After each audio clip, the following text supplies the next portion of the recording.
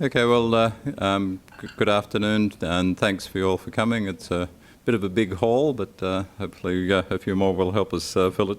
My name's Keith Besgrove. I'm a Vice Chair of Internet Australia, and it's my duty to say a couple of opening remarks. So on behalf of Internet Australia and the Internet Society globally, I'd like to welcome you all here today. Oops, excuse me, I've just broken something. This day has involved a lot of planning and organisation by many people, including the Chair of Internet Australia, Dr. Paul Brooks. Unfortunately, due to a long-standing family commitment, Paul could not be with us today. He's actually somewhere in the wilds of Western Australia.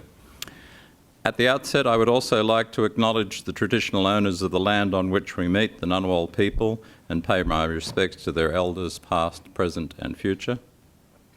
The Internet Society, or ISOC, is a global not-for-profit organisation. I'm sure most of you in this room know all about it.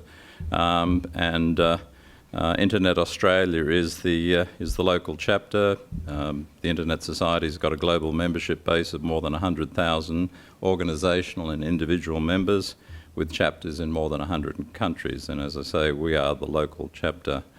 We're a small volunteer-based group of a few hundred members, many of whom have been part of the development of the internet from its very early stages.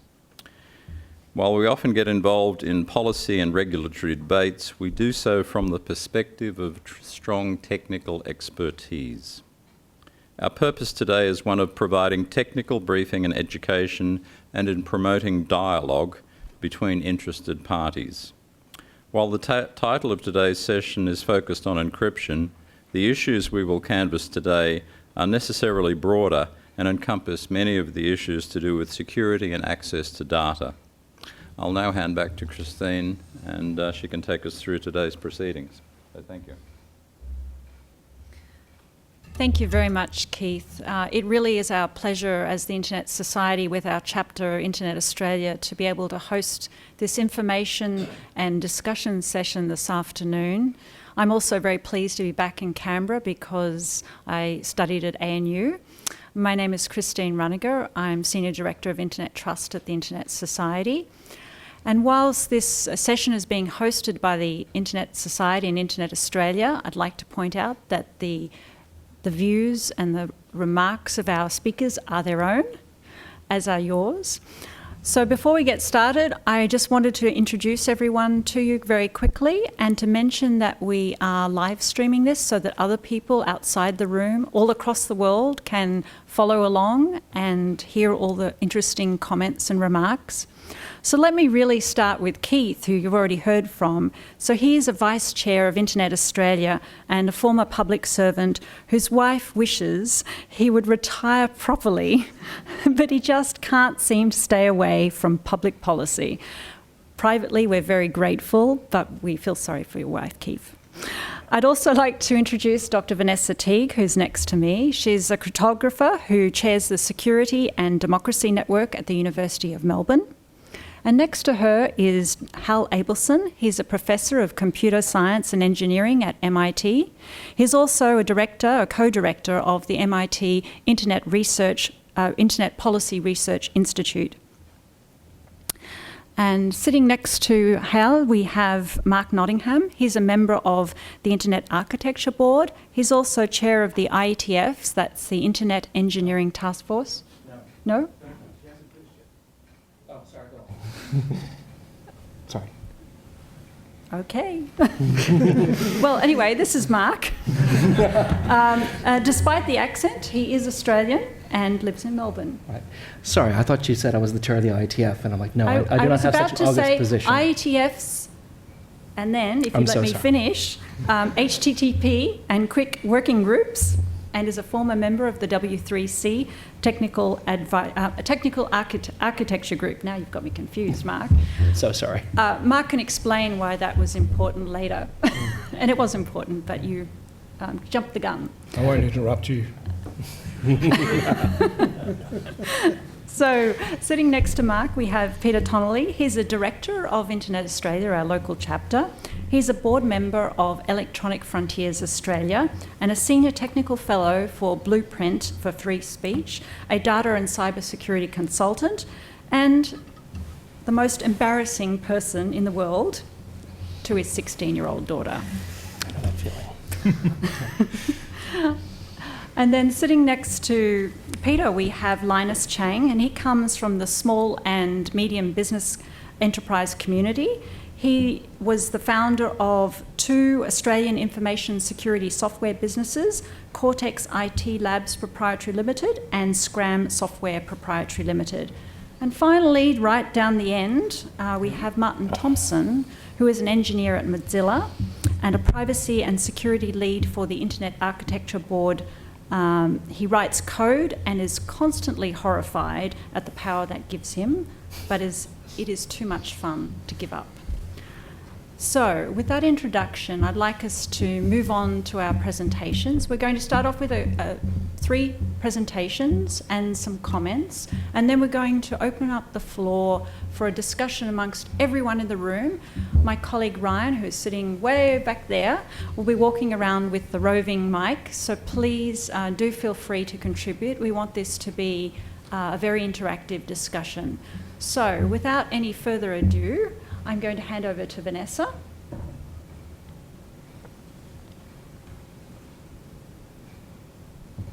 All right, now I feel a little bit as if I'm lecturing a recorded lecture and most of the people that I really wanted to speak to are sitting at home watching it on the TV instead of coming in to ask questions. But since I see the true believers in the room, I'd like to encourage you to ask questions as you go, if you like. My talk is about, well, just a little bit of technical background to inform this discussion about what constitutes, what encryption is, what authentication is. And I deliberately chose the subtitle carefully, whether a particular decision is making us more secure overall or not.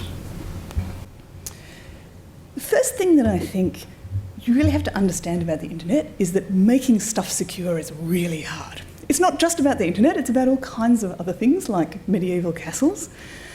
But everybody who's building software or everybody who's putting a service up on the internet is engaged in this constant, never-ending process of trying to build something that's secure, finding out that it has bugs, patching the bugs, and thinking about whether to add new features or whether the added complexity is bad for their security and so on. Constant, never-ending, huge focus of anybody who's trying to do anything on the internet. And it's really hard, and it's broken all the time. There's all kinds of things that are already insecure on the internet, and you know this, right? Even since I made this slide, there's been a major new, tremendous hole discovered in the Intel XGX, which is, SGX, which ought to have been one of the central roots of trust in outsourced computing. So we're not talking about a world that's perfectly secure and an interception warrant or whatever that will suddenly break everything. We're talking about a world in which there's a constant, never-ending battle between people who are trying to make stuff secure and people who are trying to break into it. And we're talking about whether a particular decision will shift this probabilistic battle more towards the advantage of police officers trying to catch bad guys, or more in the direction of the criminals who are trying to use those same vulnerabilities to commit crimes against the rest of us. It's not obvious what the implications of any particular decision are going to be. Okay, so here's the one-slide primer on encryption. Encryption just means sending messages that are secret from everyone except the person you're intending to send your message to. So the idea is that before you send your message, you have to do something to hide it so that nobody else can understand it. This is called encrypting. And it uses a key, which in the modern world is a big number, carefully chosen so that it's really hard to guess. And then the receiver has to unhide it somehow. This is called decrypting, and this also uses a big number, also called a key. Right? So I was only allowed to show this slide on the strict condition that I didn't try to explain it to anybody. Modern encryption looks something like this. It's maths under the hood. I promise that it will not be on the exam at the end of the lecture. But just to understand that in this discussion, what we're actually talking about when your computer is doing something, the thing that I'm representing by the cute little pink padlock is some maths like this. And it's hard to understand what it's doing, and it's hard to understand what the implications of tweaking it are going to be. All right, so what's end-to-end encryption, which has sort of emerged as part of the debate? I'd call it normal encryption, actually. I'd call it the thing that you think of when you think about how encryption is meant to work, in which the person you're intending to communicate with is the only one who has the key to decrypt your message. So here's the picture. Note the little matching key on the person at the other end of the internet. This big ball is supposed to represent the global internet, right? So you're over here, you're encrypting something, and you're sending it to a particular person that you think of yourself as talking to, who holds the decryption key for the message you made. So that seems like the way it's supposed to be. If anything, it's weird to think of what's not end-to-end encrypted. It's actually a strange new phenomenon of the modern world, at least modern being kind of last 30 years or so. A lot of the secure stuff we don't send directly to the person that we're intending to communicate with. We send it instead to some big multinational company like Facebook or Google or whatever. We encrypt it and we send it up there, and then they re-encrypt it with a different key and send it back. You all know that Google can read your Gmail. You might have an encrypted connection to Google, and then your friend who's reading their Gmail from you might have a different encrypted connection to Google, but Google can read all your Gmail. Facebook can read everything that you post up on Facebook. And then there's a little bit of complexity around the occasional end-to-end encrypted services that some of these companies also run. So you probably know that Facebook also runs WhatsApp, which is an end-to-end encrypted connection underneath Facebook. So they can see the encrypted bits going by, but Facebook doesn't actually hold the keys to your WhatsApp message. Okay, so far so good. So obviously these intermediaries get a lot of information. And I think one very clear end of this discussion is that asking those companies for information that they have, if you're a police officer with an appropriate warrant, is something that I think any sensible person agrees is a good idea.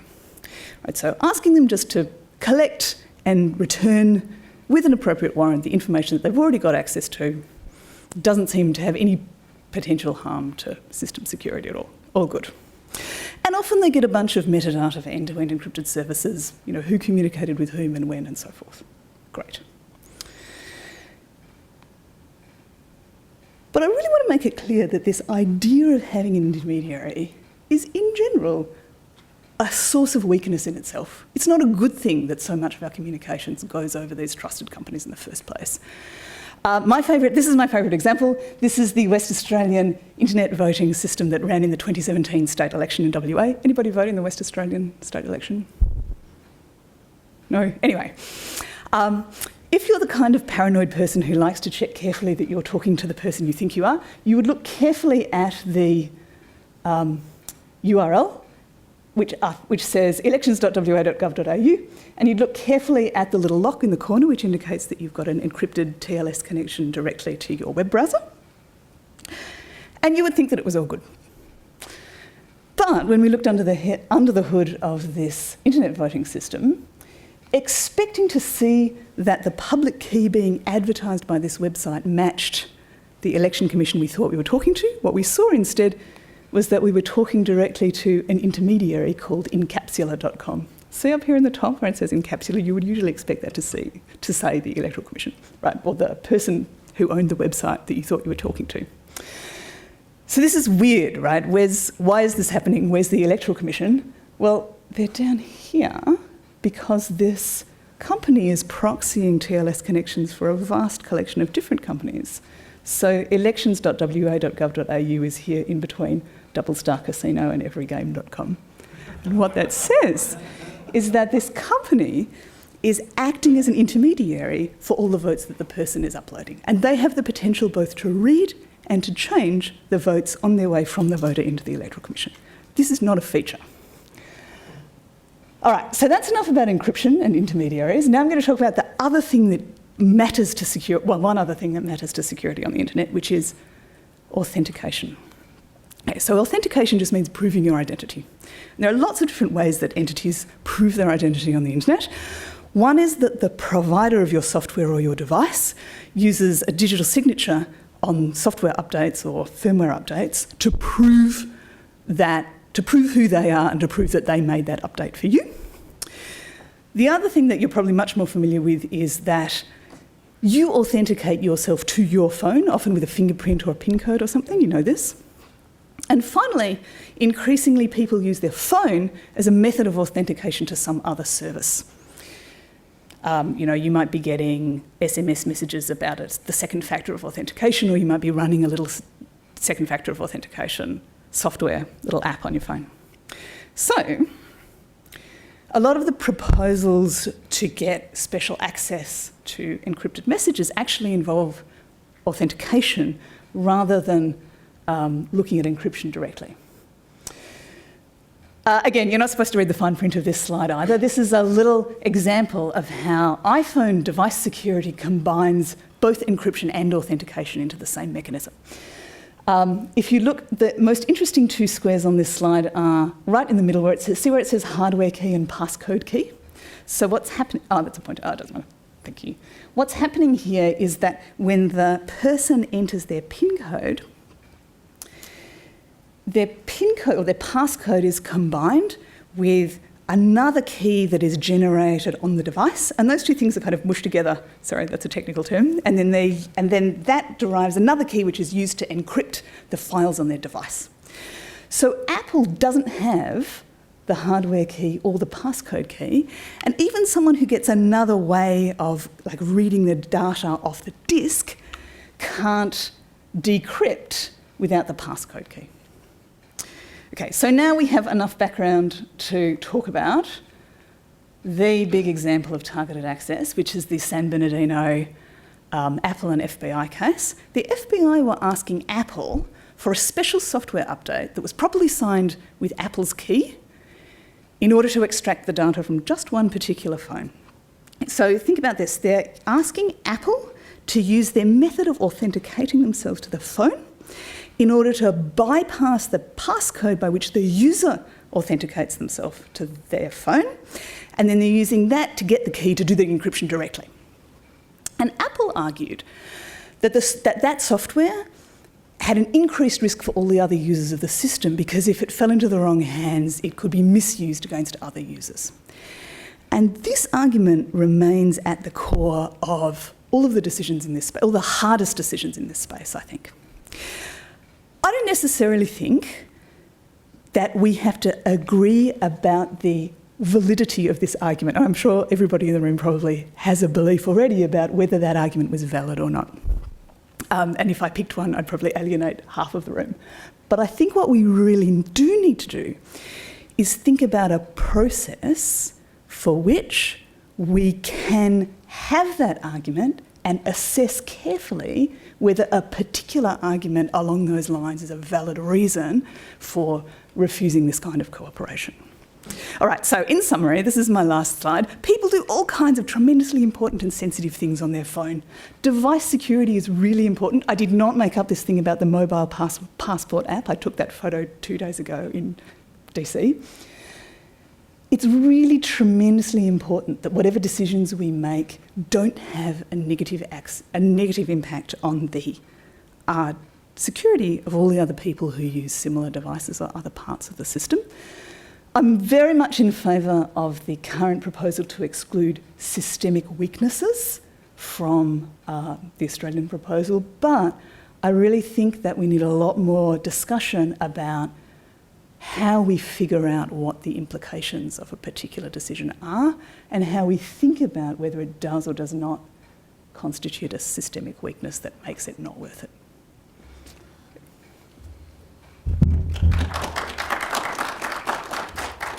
Thank you, Vanessa. I'm sure you have lots of questions for her, but we'll leave them all to the end.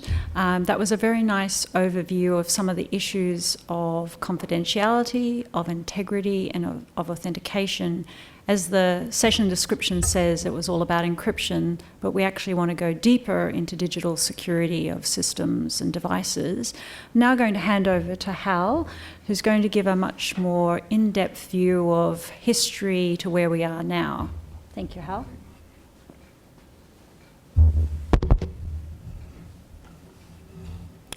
Okay, I'd like to thank the Internet Society for inviting me, and I'd like to thank Vanessa for her overview of encryption. Am I speaking loudly enough? Roger, you can hear me? Okay. I'm going to provide a complimentary overview of the ways that governments have tried to grapple with this conundrum of encryption. Let me start by, which is the green button? Not the one marked danger? There we go. There you see a quote by a high government official talking about the challenge of encryption, how this is a critical national priority that needs to be dealt with right away. You might take a minute and hazard a guess as to who that is, right? This critical priority that needs to be dealt with right away. That is a 1995 quote from Louis Freeh, the director of the FBI, who's saying much the same thing that you hear government saying today. And in fact, there is a 2015 quote by a later director of the FBI who's saying much the same thing as Director Freeh said in 1995, 20 years before that. And there was not much change and not much progress with this critical priority that had to be dealt with, or else the country was in jeopardy. So what I'm going to do, my talk is called 6 Slogans, because this issue is very difficult, as I hope you realize. In fact, it's so difficult that I think the appropriate way to deal with it is to give you slogans to work with. So our first slogan is that we're in the middle of a long debate. Governments have been struggling with this for 50 years, and we should not expect an easy, quick solution to this. Our second slogan is, as Vanessa said, this is an issue of security versus security. Not security versus privacy, but security versus security. And the issue is, how do we address the concerns of law enforcement without compromising the security of the global information infrastructure? And as many of us know, this infrastructure is fragile and insecure. And what we do not want to do is make it worse. I think Linus will talk about the many break-ins. You know all about the break-ins to data things. There's one every other day, and yesterday another 1 million accounts were compromised. Oh well, let's go on. And then how do you think about that? Are there 1 million people who need to think about changing their credit card numbers or something, or worry about their passwords? Well, the internet doesn't work like that. The internet is a global infrastructure, and things that happen on it matter. So, for example, there is a nice site which you can look at. That funny word, PWNED, is pronounced owned, is hacker jargon for saying, has my account been compromised and the data breached? And there's a site called Have I Been Owned, which collects the dumps of the sites that have been compromised, and you can type in your email address and see if your email has been compromised. So we can type in hal@mit.edu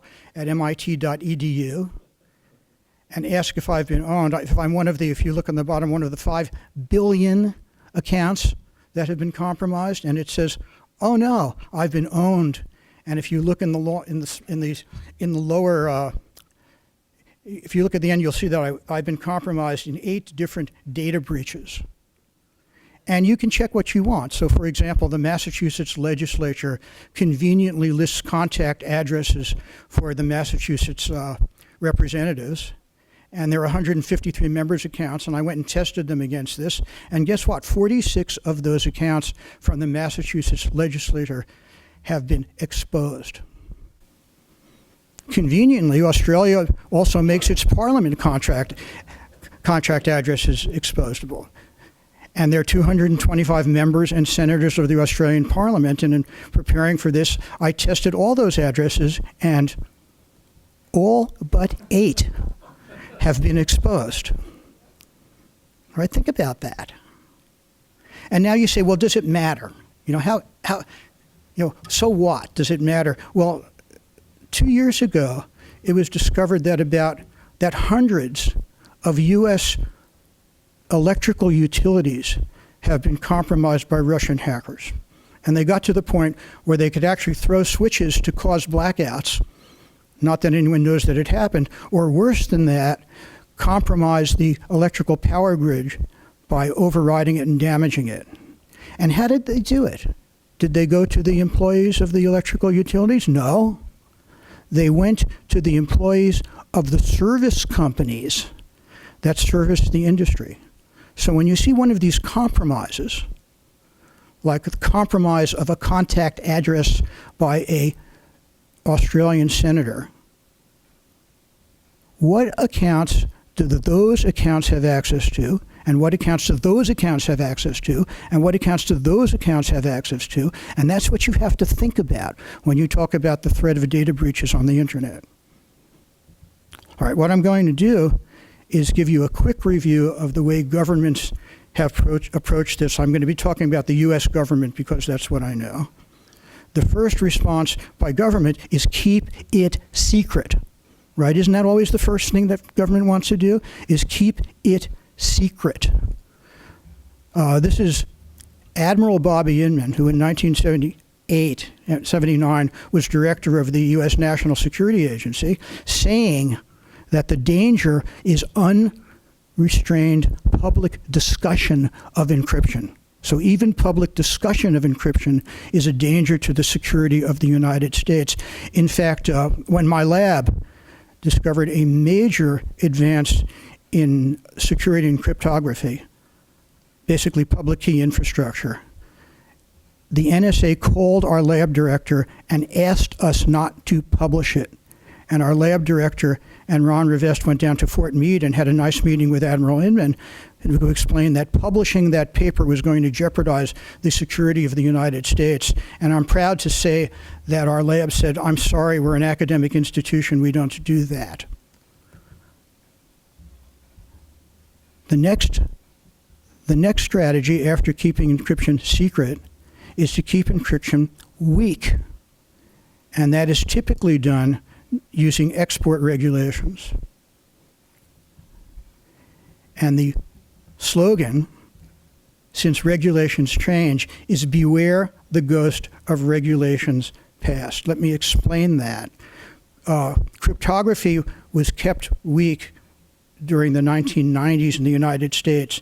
There was a level that you could export and a level that was for internal use. And the idea is the export one was good enough that the National Security Agency could break it, but not a danger. It turns out that if you look on your web pages, you sometimes see this little security key that says, I have a secure connection, that I know who I'm talking to, that the data has not been compromised. The algorithm behind that security key used encryption. And the kind of encryption it used was not exportable from the United States before 2000. So what happened is the browser companies put out what's called an international version that had encryption that could be exported. That regulation stopped in 2000. In 2015, the French cryptologist from INRIA discovered that the international version of that protection was easily compromised, right? So this was a regulation that could stop in 2000. A danger was discovered only in 2015. And some people went and did a survey of internet sites and found out that in 2015, 30% of internet sites were vulnerable to this attack that went back to a regulation that stopped in 2000.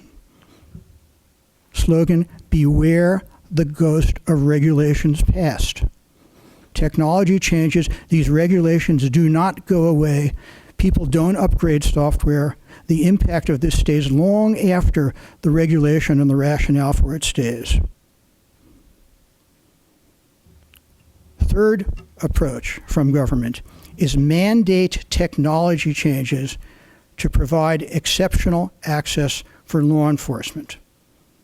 Remember, exceptional access means that some party other than the intended sender and the intended recipient can get access. Mandate some kind of change to provide exceptional access. And one flavor of that is to mandate some government-specified technology changes. This was big in the United States in the 1990s, where there was the idea of something called key escrow, which simply means some secure, trusted person or something is going to collect these keys, and then law enforcement could get access to them. A bunch of us wrote a paper analyzing this in 1997 called The Risks of Key Escrow, and that actually had some effect on public debate in the US by pointing out what these risks were. The same group of us, by 2015, the debate in the US had come back and people were saying the same things they were saying in 1997. And so we wrote a new paper which essentially said the same thing. And the big difference is by 2015, the risks were much, much greater because we were so much more dependent on the internet. What kind of risks did we find? Well, key escrow prevents the best modern security practices. And just very, very briefly, if you have keys in escrow and they're held on a server, then if that server is compromised, all messages in the system, past and future, are vulnerable. So modern security practices basically generate a new key for every conversation. That's called perfect forward secrecy, and is the best practices in security design today. That's incompatible with many of these government schemes. So the companies cannot use the best encryption technology. The other problem it does is it adds complexity. If I want to make a system where John can talk to Mary, that's one thing. If I want to make a system where John can talk to Mary, but Robbie the cop can get in the middle, that's a much more complex system. And the next slogan is complexity is the enemy of security. And then a general thing that every system designer knows is that complex systems fail in complex ways. You're letting yourself in for it by adding this kind of complexity. The next thing it does, which is obvious, it creates enormously high value concentrated targets for attackers. Just imagine the value of getting access to those keys and ask yourself if the people who can give you access to those keys are immune from bribery and threats and all the other pressures that a very rich or a very advanced attacker could bring. The other thing it does is that kind of system presents massive challenges of scaling. All I have to do is allow government to make a request and do something. Well, guess what? In Australia, 2 years ago, there were 600,000 requests for disclosure under the Telecommunications Acts. Think about how your structure is going to cope with that. And then, of course, at the end, it raises real international problems. What's the next thing that people have done after mandating? And that brings us to where we are today, which is to mandate product changes and say the details are going to be up to industry to do it. The government's not going to tell you how to do it. We're going to tell you what you have to do, and you, industry, figure it out. And of course, the two examples are the UK Investigatory Powers Act and the draft legislation that was just published that people, I think, are thinking about today. The first thing to understand is no magic happened by this. The same issues of security practices, adding complexity, creating concentrated targets, scaling, and international coordination still happen in this. It's just we're kind of saying, well, industry, you guys figure it out. What do you want to do if you're going to be doing these mandates?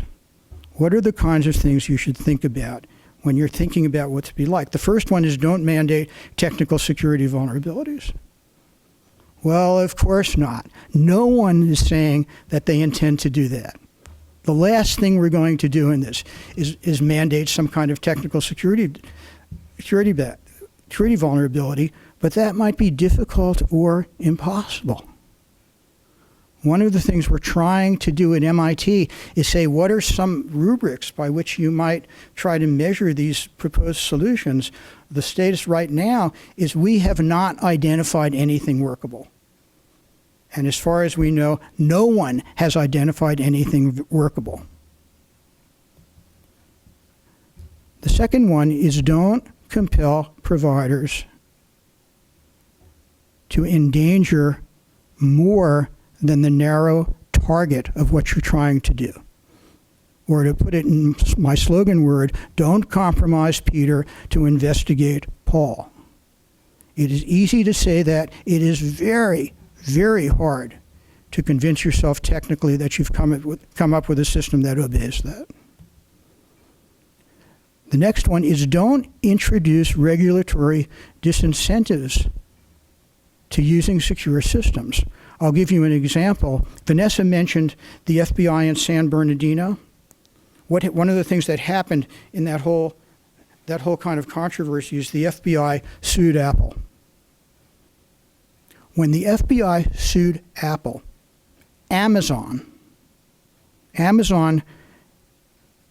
provided full disk encryption on the Kindle Fire. When the FBI sued Apple, Amazon removed full disk encryption from the Kindle Fire. Got enormous pushback from users saying, Amazon, you're destroying security on here. Amazon eventually changed that. They never admitted that this was the reason, but you can guess because of the timing. That's an example of regulatory meddling, really creating disincentives to security, disincentives to industry to provide good security. Protecting information is difficult enough. Don't make it more difficult. Here are all things to avoid. But the biggest one to avoid in all of these is to avoid secrecy. Because if you have secrecy, you have no way of verifying that you haven't compromised any of those other things. If you don't know what happened, you don't know that whether or not it's weakened security. You don't know whether it's compelled providers to compromise Peter to investigate Paul. So in our slogan list, accountability and transparency really are the bedrock of security. And secrecy is the enemy of accountability and transparency. So as you're thinking about these legislations, you want to say to yourself, what are the accountability mechanisms? What are the transparency mechanisms going on? That's probably the key thing you should ask. What are constructive steps going forward? Because I've been very negative here. Is it possible to do anything? Well, there are things to do. One of the biggest is we at MIT have been talking with government and law enforcement and government and law enforcement and industry. One of the problems, at least as we've heard from the FBI, is simply being able to interpret the data that they already legally can have access to. We had an FBI field agent who said he's spending his time writing format conversion programs in order to be able to read the data that the FBI can already get from industry. Well, one tremendously constructive thing to do is to work with industry to agree on providing better access to law enforcement, not through messing with encryption or things they can't get, but better access to interpret the stuff they can get. Provide tools, provide instruction. There is a real credible argument that making progress there is more important than thinking about security and encryption.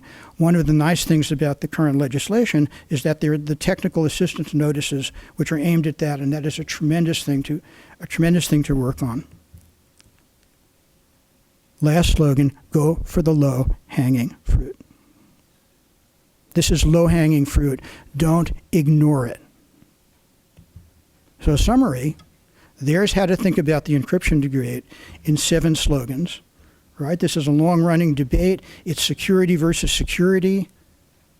Beware the ghosts of regulation path. Don't create new ghosts that are going to come back and haunt us 20 years from now. Complexity is the enemy of security. Don't compromise Peter to investigate Paul. Accountability and transparency are the bedrock of what we're trying to do, and secrecy is the enemy of these. And go for the low-hanging fruit. So there it is in 7 slogans. Good luck to all of us.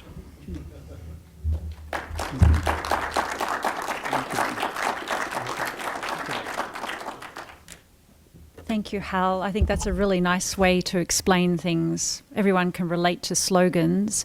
So we're going to take a bit of a journey away from MIT to back to Australia, and we're going to hear from an Australian entrepreneur. Linus, will you come and share some thoughts with us? This wallet contains my passport, driver's license, and tax returns. Is it better to keep this in a locked safe at home or store it digitally in the cloud? Anyone? Well, history shows us that data leaks from the cloud, and this information gets stolen every day. It happens to governments, it happens to companies, and it even happens to non-profits. It's a global epidemic. Now, the problem for IT departments is that a modern IT system looks something like this.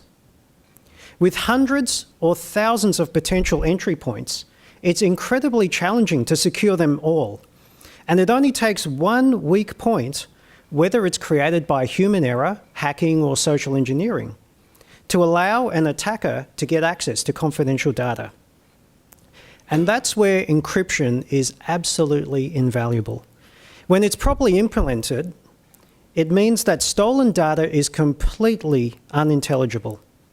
And authenticated encryption goes a step further, protecting against active attacks, like when a hacker breaks in and starts tampering with data.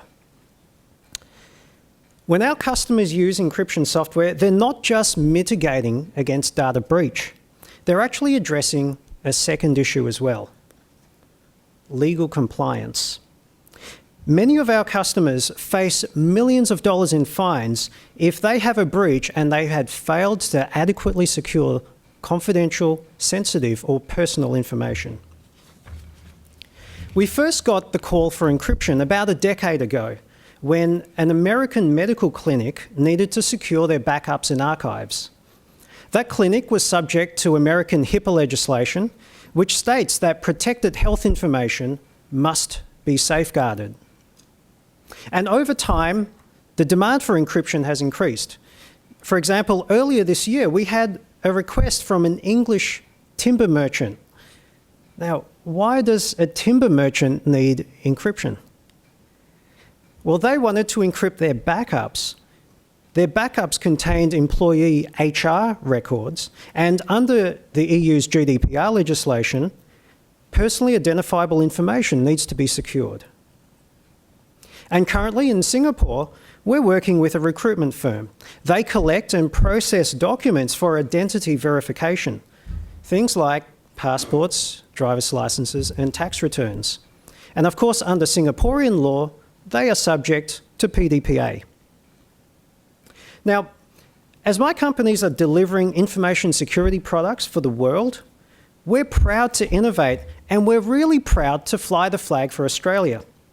We've even collaborated with cryptographers and security experts from Australian universities. But we're in a global market here. We don't have a big global brand name like IBM. So what's top of mind for a prospective customer when they're choosing a solution? How can I trust you? You see, our customers have to be convinced that our products are making things more secure, not less. Our products must solve the customer's problems instead of creating more. So when our customers use encryption, they're meeting the compliance requirements of their respective countries. And those requirements govern how the data is secured, how it's processed, and where it's stored. So when we get questions about data sovereignty, we can clearly say, yes, we can solve your problems because your data is your data. You store it where you want. You can process it however you want. You create your own encryption key. You own it. And as the software vendor, we have no access to your data or your encryption key. And I can say from experience that trust is only possible when our software does exactly what we say and absolutely nothing more. So as long as we can provide those guarantees, our overseas customers can purchase with confidence. And that in turn means that Australian companies like mine can continue to innovate and build information security products for the export market. And we all know that's good for jobs and good for the economy.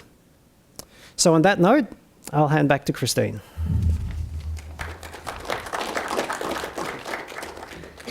Thank you very much, Linus. It was really good to hone in on a business in Australia providing digital security for the rest of the world.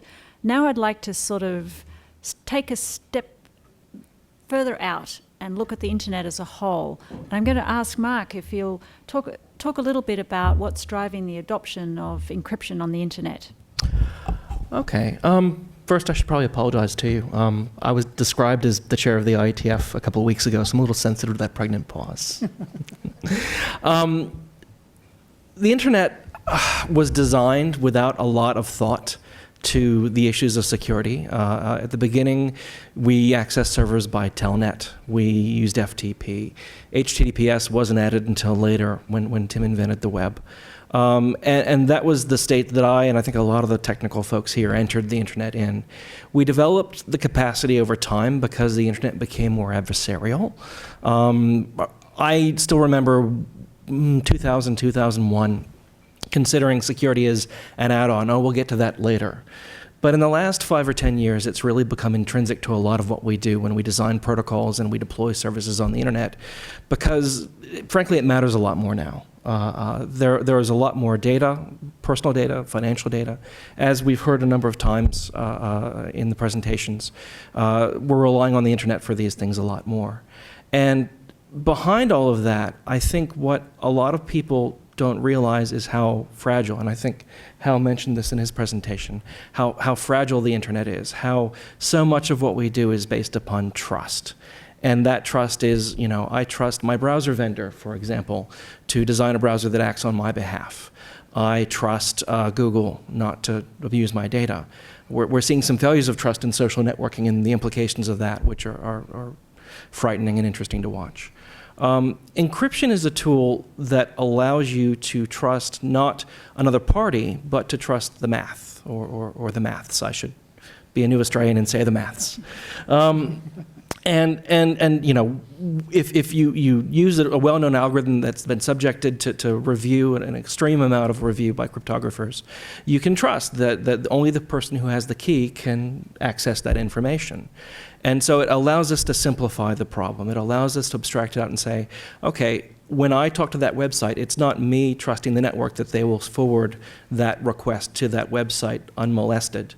But now I trust that I've encrypted it, so I have integrity, I have confidentiality, I have authentication that I'm talking to the right person.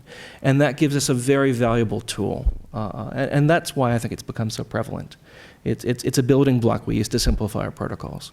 There are other reasons as well. We have this phenomenon on the IAB that we're investigating called ossification, where parts of the network are actually trying to modify, maybe not the payload, maybe sometimes the payload, but they're trying to modify the way the protocols themselves work, so TCP and HTTP.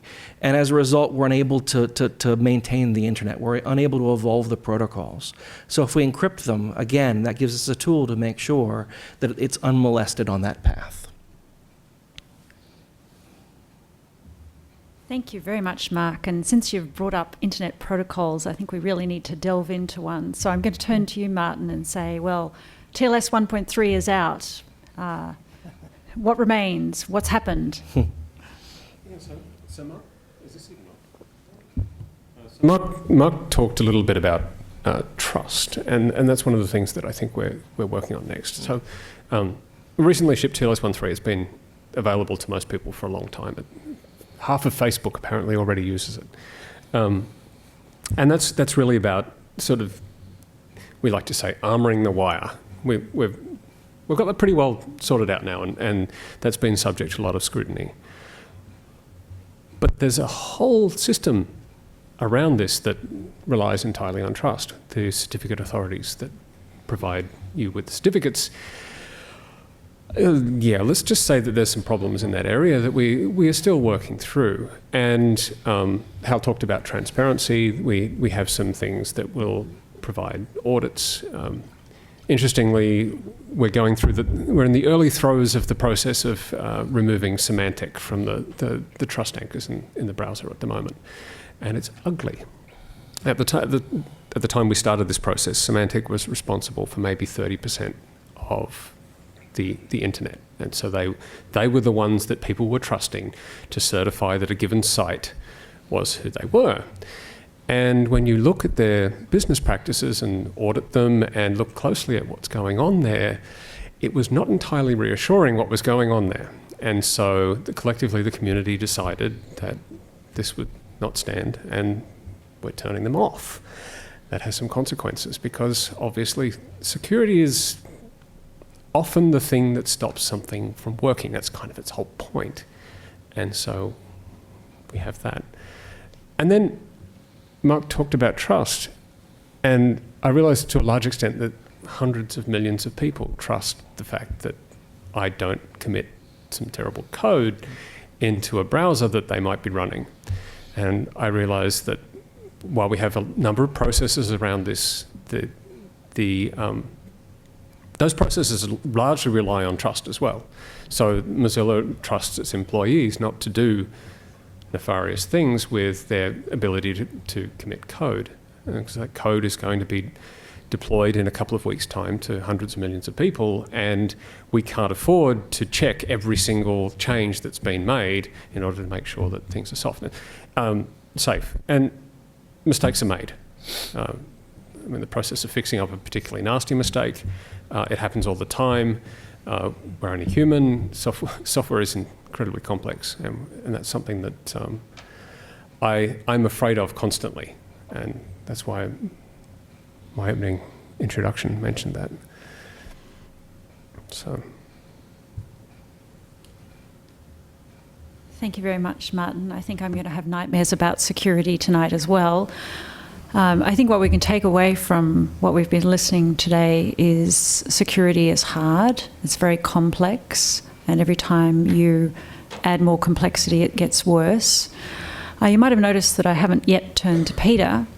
I haven't forgotten about him, but I thought maybe now might be an opportune moment to just pause and see if anyone has any questions or would like to express their own views. We've got Ryan sitting over there with the roaming mic. Please don't be afraid. We're a friendly bunch.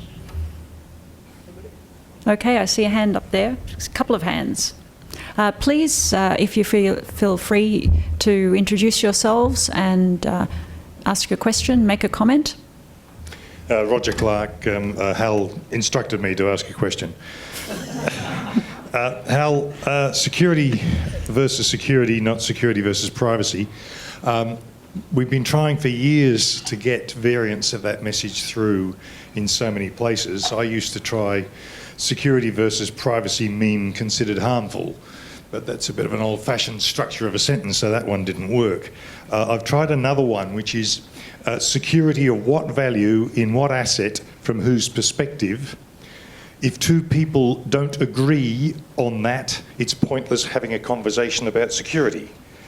And that sometimes gets a little bit further with people, but we haven't found a way to simplify this sufficiently, and trying to get this into policy agendas, trying to get people who are concerned with forming policy and making decisions about how do we assist law enforcement agencies, can't grasp that point, that there are so many different interests in security and so many of them are in conflict with one another. Have you found further ways to develop on that slogan? Roger, thank you. And that's the kind of, very difficult question I was hoping that you would ask. I don't know. We're doing the best we can in trying to explain it. We have to get more people familiar, at least, with what the internet is doing. One of the opportunities we have now is I think people can at least understand the consequences of the risk. I can say something like, well, there's sort of insecurity and there's data breaches and things. That's one thing. If I say something like Russian hackers can now shut off the electric generation in hundreds of US power plants, I'm hoping that can reach people a little bit better than the kinds of things we've been saying in the past. And when I talked about the difference between the paper we wrote in 1997 and the paper that we wrote in 2005, one of the big differences is that more of the internet is connected to not just information, but critical things. If I tell you things like it's already been demonstrated that you can interfere remotely with the steering mechanism on a Jeep Cherokee, maybe that's more meaningful to people than say your credit card is vulnerable. So I'm optimistic we can start to get that message across, but as you said, we've been trying for years and it's very difficult. Well, thank you, Roger, for the Dorothy Dixer. Is there anyone else on the panel before I turn to the audience who would like to also answer the question that Roger asked? Going. Okay. I think... I've got a question here. Oh, here we go. And it relates to Roger's question, actually, and Hal, I thank you and appreciate, I'm up the back, your presentation, particularly in regards to the importance of simplicity of messaging and slogans. When it comes to the access and assistance bill, something that's not really all that clear to me, and perhaps the panel of experts can shine some light on this, is it actually a backdoor or is it not a backdoor?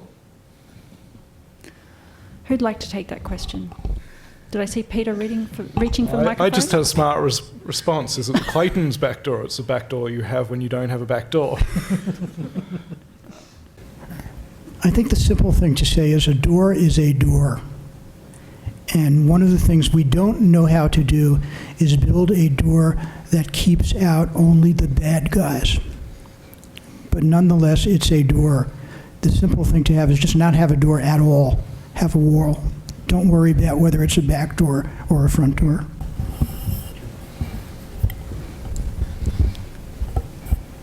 I think that the intention is to make the systemic weakness that is excluded the back door. And I think that's a good intention, but I don't think it's defined well enough to be useful at this point. I think we need a much better definition of what that is and a much better process for responding to any particular request with a valid argument that that would induce a systemic weakness and can therefore be refused. Mark? So, personally, I think backdoor is such an emotive term, it's probably not useful in this scenario. It's pretty clear the intent of the legislation is not to attack encryption or not to require people to weaken encryption. That's great. But as we were saying earlier, encryption is one little tool we use to get certainty in one area. And then there's this entire trust ecosystem of how the internet works, where we still trust all these different parties to act in certain ways and to honor their contracts and to behave in predictable ways. And it seems like the legislation covers all of that. So there's a discussion to be had about that. It's not an attack on encryption. Great. There's still a big discussion to be had. Regardless of whether it's a front door or a back door, having a door is going to have serious repercussions for companies like mine. Some of our customers from certain countries, their data cannot leave that country, and we have to provide a guarantee that there is no door, that the data stays in their country and that it cannot be exfiltrated into Australia. So regardless of whether it's front door or back door, it's still scary.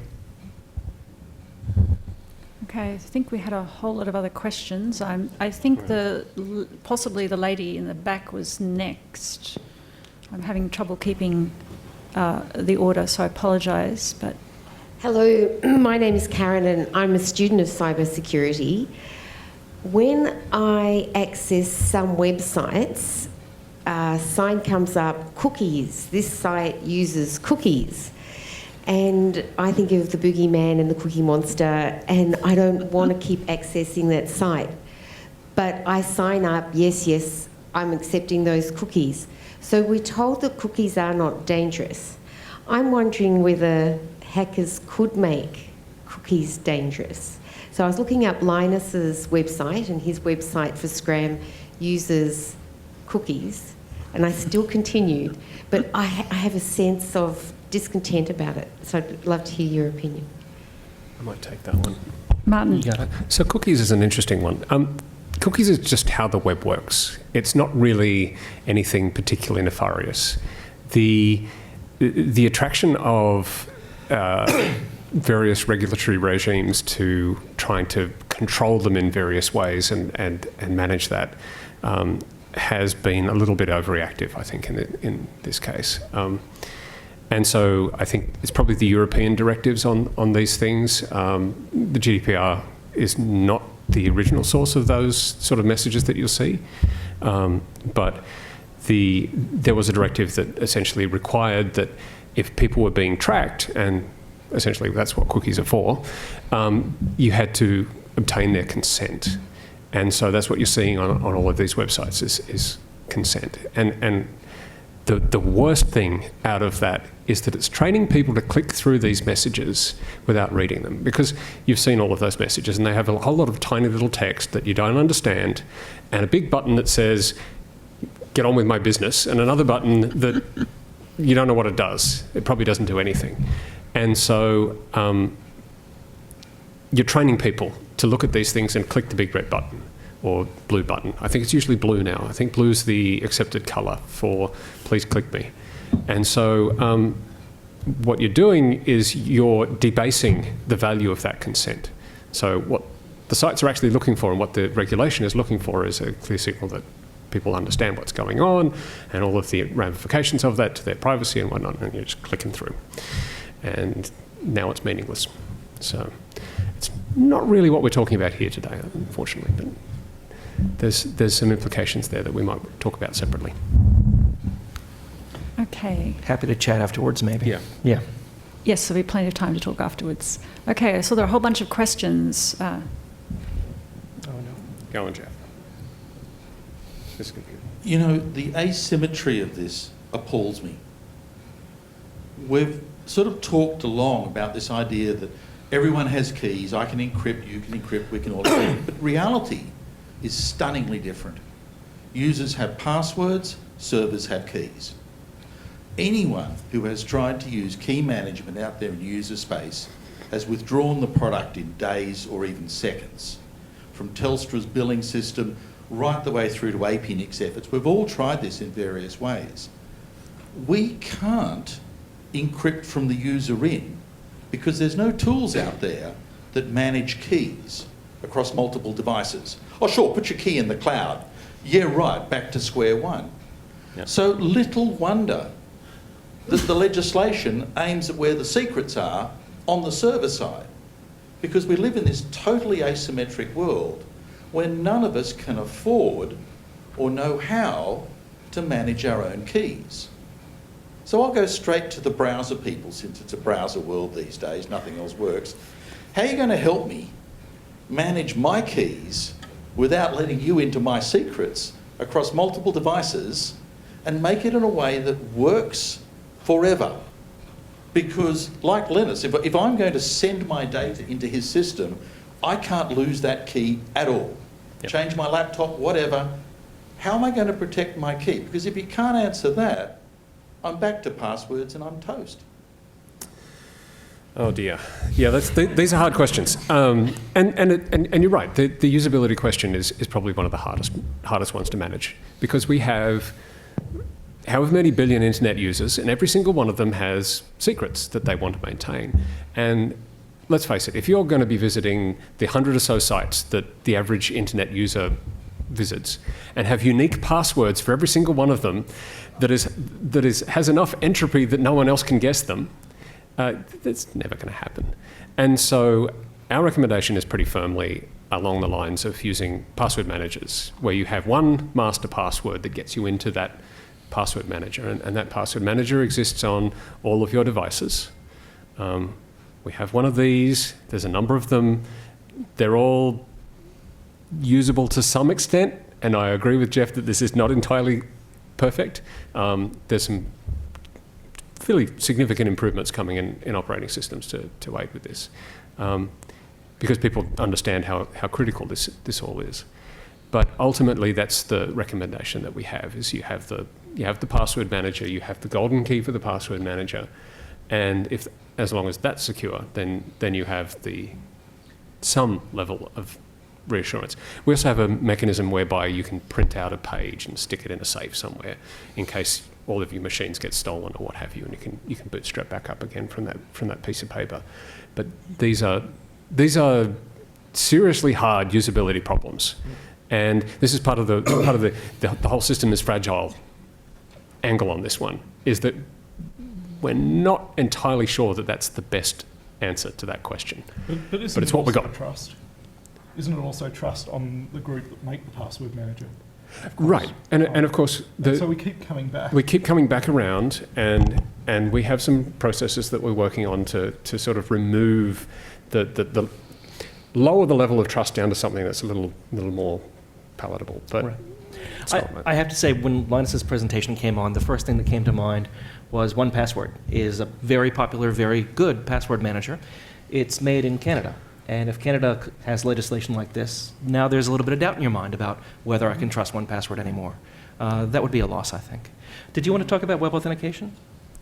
Yeah, so web authentication is something that the browsers are doing to further strengthen this. So you have a password with the site, and the password gets stolen. This is routine practice, as you saw with Hal's talk. And we have, it's been out for a number of months now, the ability in the browsers to buy a token, a little USB thing. Mark has one around his neck. Like a number of people have these things, and that essentially has a second set of keys on it, and that becomes your second factor. And those are great. The people who use them swear by them.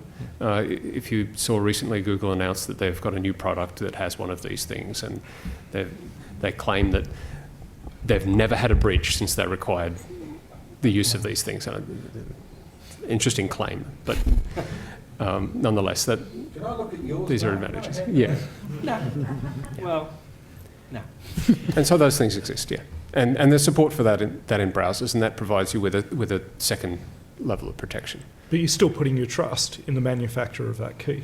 I mean, all of this is based on trust, ultimately, at some point. Whether it's your browser manufacturer, whether it's the password manager, whether it's a little key that you hang around your neck, the buck stops with trust at some point. But those YubiKeys can give you a one-time password, and that's pretty secure. If you trust the algorithm. If you trust the manufacturer. Yep. Third-factor authentication is when you have two factors. I just have to interrupt you for a moment because you don't have the microphone, and people who are watching from afar will not have heard your remarks. No, thanks. But just to answer Jeff's question on the privacy of keys, I mean, it's a little bit like the cryptocurrency analogy, where your private key is the key to your funds, If you lose that key, you don't ring up the service desk and say, can I get my key back? Because it's gone. It's blown away in the wind. So hardware wallets are really quite a good system for keeping your keys on. Again, it's the usability for the general public. We've got to get around there. But the YubiKeys, which are just the USB key that you sit on a key ring, you can plug into the USB port. That is actually very, very clever. Again, you've got to trust it, but security starts with two-factor. You can't start with anything less. But these actually allow you to actually have third factor, and I use it for my password manager, which gives me four-factor because I've got other security systems in the password manager. It's where we're heading, and that's where we've really got to go, I reckon.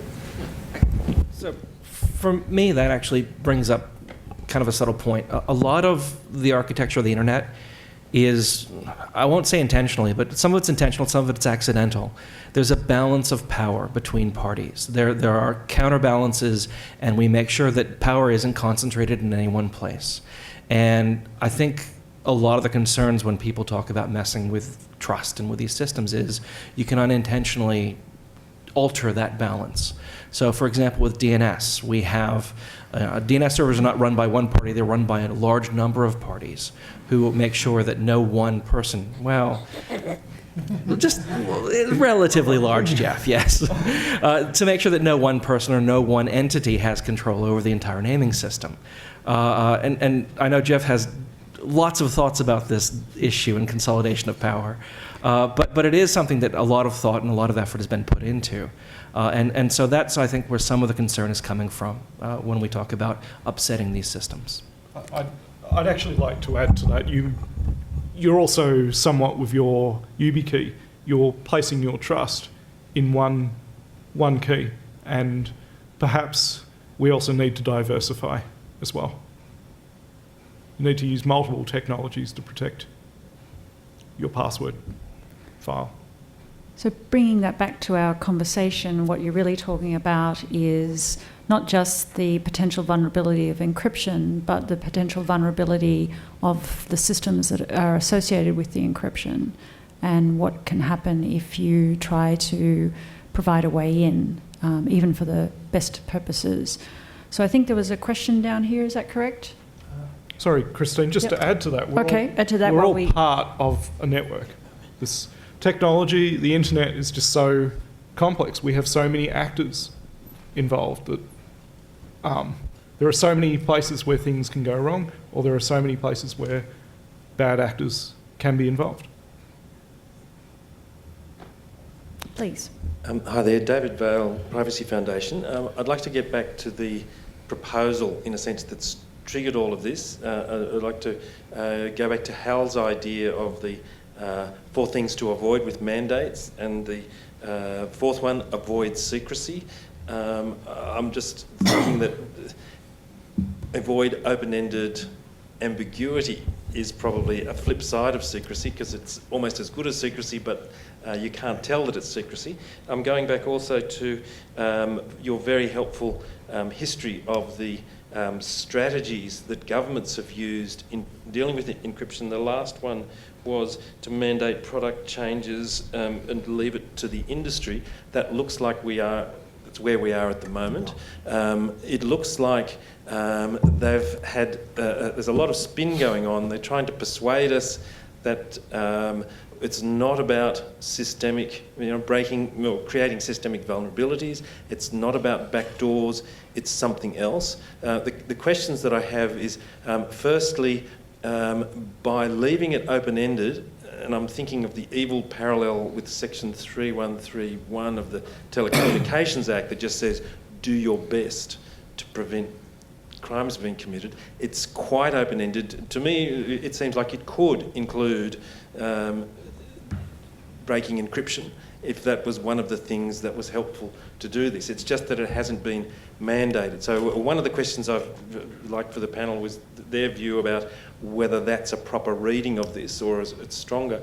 The other question I have is the generic problems or sort of systemic vulnerabilities versus individual sort of weaknesses. If we look at what, for instance, the San Bernardino iPhone example, was that an example of a systemic vulnerability? Perhaps the FBI, whoever it was, might say no, that in fact we just wanted to break that phone. And so that's an example of not a systemic vulnerability. Apple looks at it and says, you guys can't keep your secret toys safe, and so that becomes a systemic vulnerability if the way of dealing with this one problem gets out into the wild. And so I'm wondering whether the language about the systemic vulnerabilities is in fact hiding the potential for individual case-by-case requirements to break that may turn into more abstract, generic ways that essentially become a systemic vulnerability that doesn't look like that. So forgive me for the labyrinthine sort of question, but I'm very interested in both of those two aspects. Well, thank you, David. And I'll just say to the panel that, first of all, we don't have any lawyers on the panel, so they probably won't answer the first question, but I think they'll certainly have some views on the second question. So, Vanessa. Yeah, that's what I think too, is really the short answer. I think this has been the key dispute for the best part of a year, right? Since that Apple and FBI case, and probably before that too, right? A police officer with a warrant is asking for targeted access to a particular thing, and then one person, and then a service provider is saying, no. Actually, that has implications that you might not fully appreciate, but they're a serious increase in risk for all of the rest of the system. I don't read in the current Australian proposal any clear direction about which side of that we would fall on or how that argument might play out. I don't see a definition of systemic vulnerability, and I don't see a way of making that argument one way or another. I don't see either that that's been excluded or that that's been included in the set of possibilities or that there's a process for resolving that question. What do you think? I think there was an article put out that had the devil is in the detail, and I think that definition of systemic vulnerability is perhaps part of it. I've just done a search in the legislation and there is no definition of systemic vulnerability. So perhaps this is something that needs to be brought forward by the 10th of September. That systemic vulnerability needs to be articulated in a much better way. Do we need to legislate what systemic vulnerability is? I think we've got a question from Roger, or comment. Well, just to underline what everyone has said, there is in fact no definition of systemic vulnerability in the legislation. It's also, we were told, that is absolutely intentional because the people who wrote the legislation felt that trying to do that would be too constraining on both ends, so it was very, very difficult. There are lots of examples of legislation where a term is left ambiguous. The difference, at least in the US, is those tend to be sorted out by courts of law based on precedent, based on a lot of analysis and a lot of thought. The issue, I think, with the current legislation, it's brand new, so there's an undefined term there, so it's not clear how you go. And together with the fact that if there are arguments about that, those will be secret arguments. So there's a lot to be concerned there. And again, I'm not quite sure what to say other than that this is very difficult.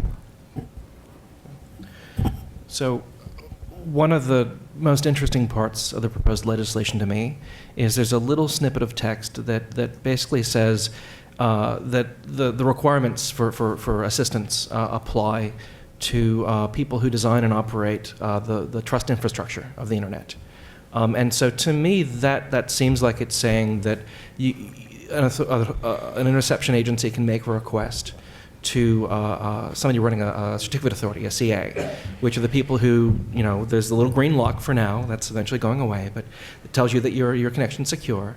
And their entire business model is that they issue a certificate once they verify that the person is, supposed to have that certificate. That's their reason for existing. And so now this is inserting a requirement upon them that in certain circumstances they need to lie. That's really interesting, especially when there are other parts of the internet infrastructure, called certificate transparency, for example, which also require them contractually to publicly log the fact that they issued that certificate. And so the question is, okay, if they don't log it, they're violating their contracts and they're violating the conditions that the browsers put on them for accepting their certificates. What happens then? I don't know. It's going to get really interesting, especially since they have a global audience, not just an Australian audience. And that's where a lot of the sticky bits get in here, I think, when you have non-Australian companies or non-Australian users being affected by this legislation. Well, in defence of that legislation, I think Practicable might rule that particular one out. One would hope so, yes. And I think that hopefully this process that we're starting will clarify a lot of that. I think even in the definition of practicable today, a discussion of my American colleagues on this panel, the definition of practicable. Hal? Well, again, I think at the abstract level, it's the same issue. There are terms that are not well defined, that are going to matter and be contentious. And if we're up to me to try and improve the situation, I would say what you need is transparency. You need the public and you need experts to be able to listen to these arguments and weigh in on them. And then in the long run, perhaps you can come to some situation you can trust. But if the discussions can't be in the open, I don't see how this process can converge. So before we move back to the questions, Peter, did you want to say anything about transparency? I guess my interest in the debate from the perspective of civil society, and I don't speak for the whole civil society, is to get Australians involved in this discussion and this debate, whether they support it or not. Encryption is so pervasive in today's society that most of the time your regular non-technical citizen doesn't even know that they're using encryption. It goes without saying that encryption is relied on by millions of journalists, bankers, politicians, academics, and even a few whistleblowers and bad people each day. There are free public courses being advertised in Melbourne tomorrow, where people with a little bit of technical nous can build their own secure messenger in under 3 hours. Hal's lab has developed a point-and-click programming language that children can use called App Inventor.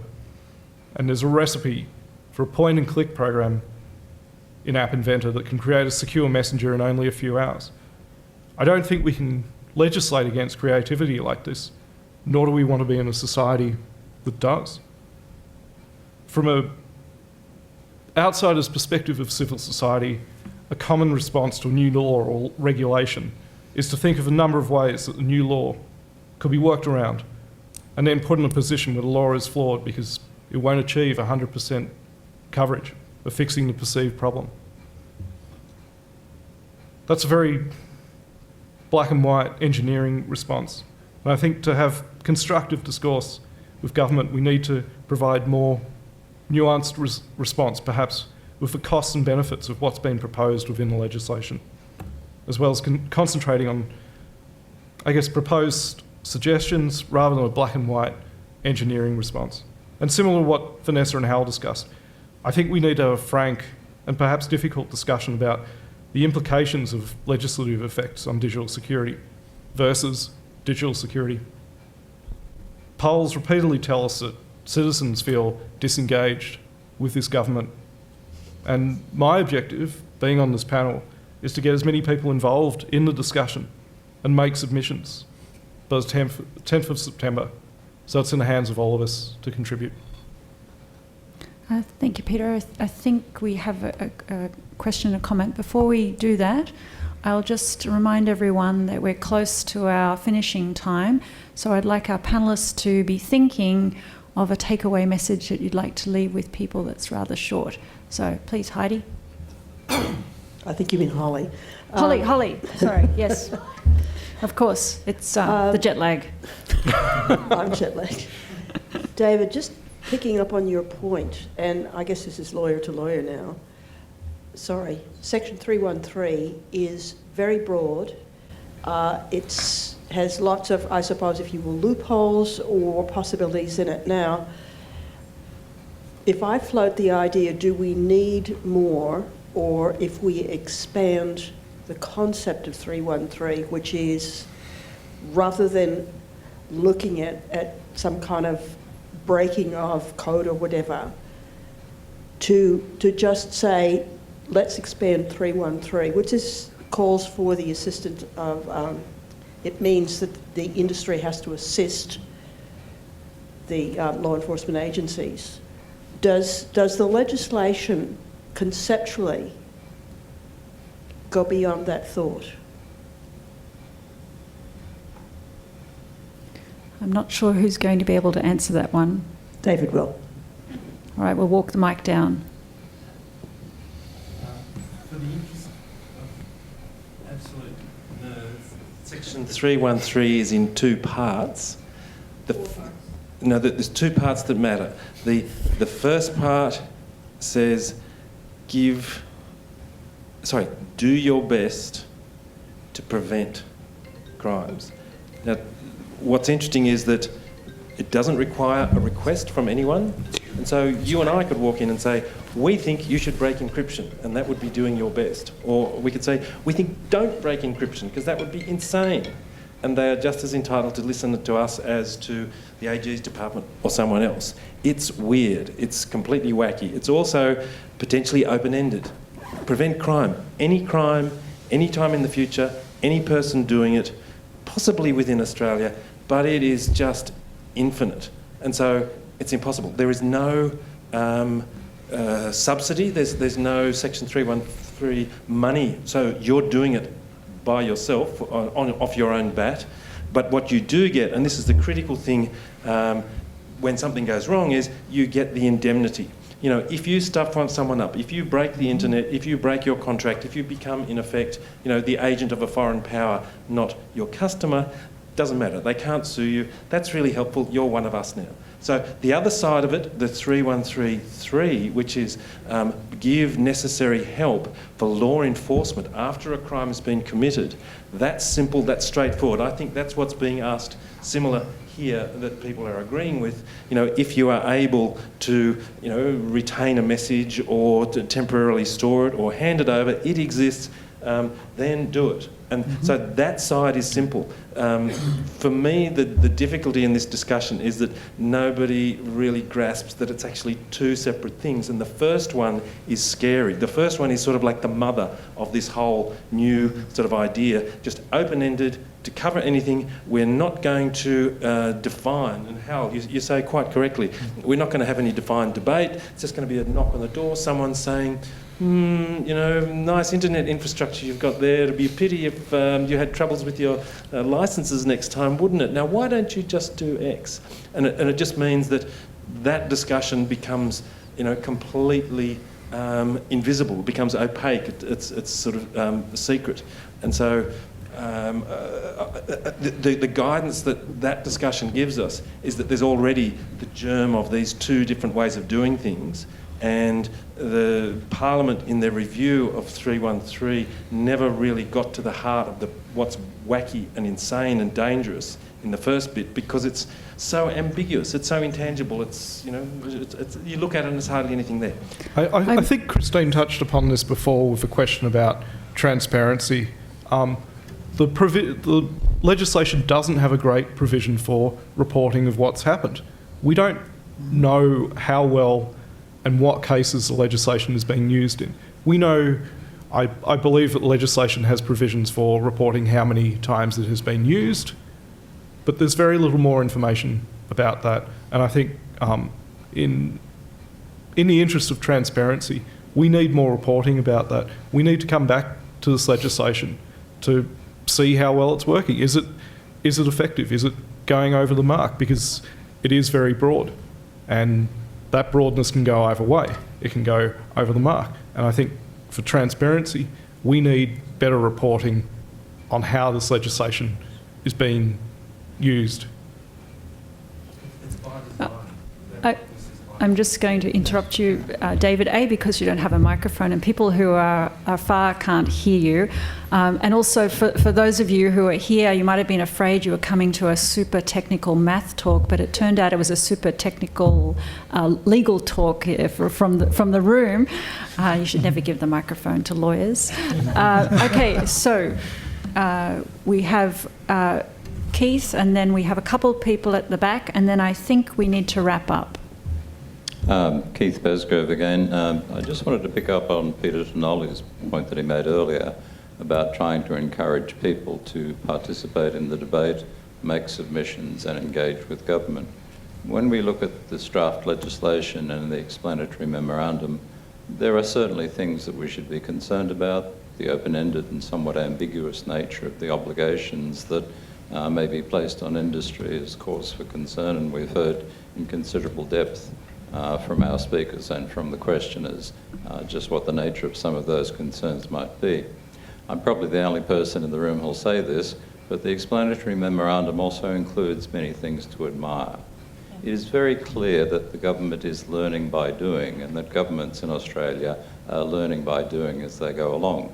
David Vale and I were commenting earlier on how much less clumsy this approach is than some of the things that governments were doing 4 or 5 years ago. The problems they're grappling with are not going to go away, but they've certainly done their homework, at least in part. They've anticipated that industry may come back and say what you're asking is impossible, and there are actually provisions in the explanatory memorandum for how those problems or disagreements might actually be arbitered, who would actually do the arbitration. So they're starting to think through what sort of things might go wrong with their wonderful new legislative design. There's opportunities there.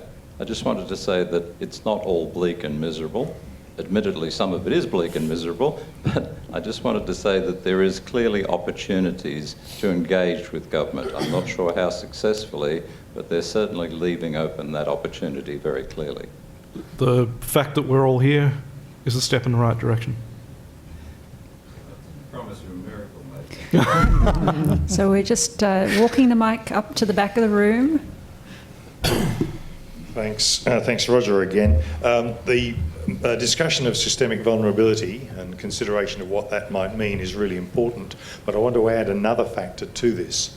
There's quite a lot of elements in the bill that can't afford to be read standalone, because they intersect with a lot of other areas of law, and we've got to somehow probe around and work out what the meaning of the complete edifice will become once these new capabilities are there. Just to float one that's been exercising my mind, not enough yet though, I haven't solved the problem. Supposing there were already provisions that authorised government agencies to hack, break in, implant spyware.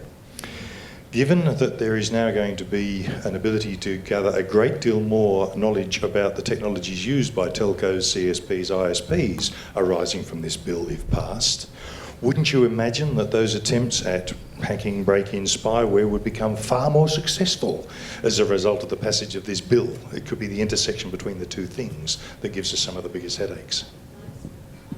I'm just going to piggyback off Roger's question because it relates directly to what I was going to say, and apologies earlier I didn't introduce myself. I'm Monique Mann.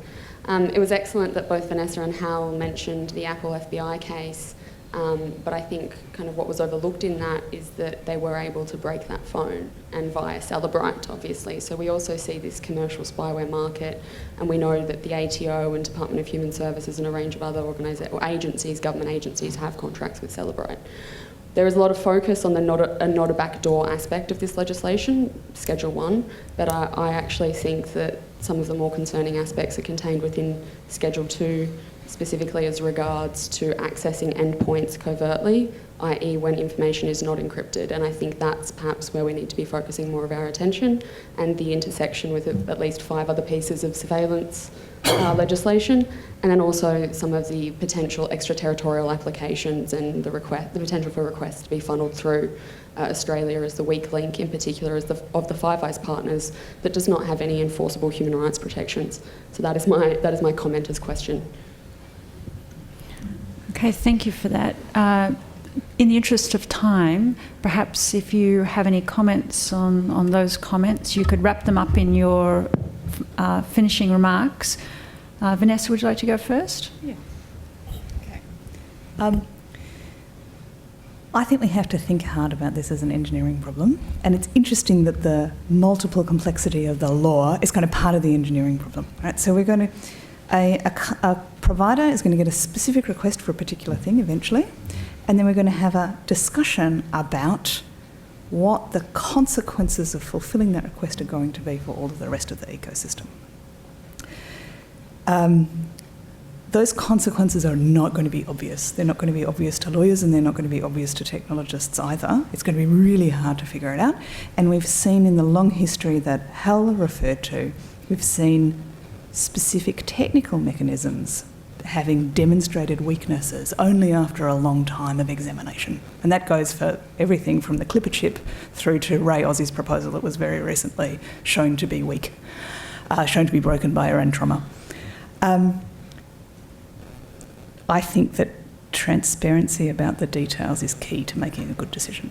I don't think anybody working on their own in a closed environment can hope to be able to assess all of the implications. So that's my 2 cents, is we have to get rid of the penalties.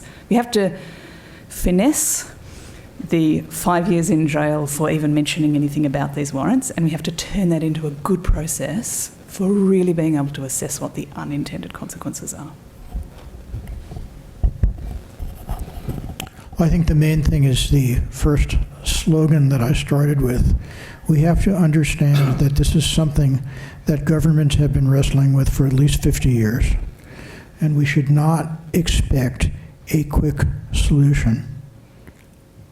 And we should have, as a society, a lot of patience with this, because one of the things that we can predict with certainty is that the internet environment is going to change very much over the next 5 to 10 years, and we have to develop a situation that is flexible, and the way you get that flexibility is for us to begin to trust each other, and the way you get that trust is through transparency.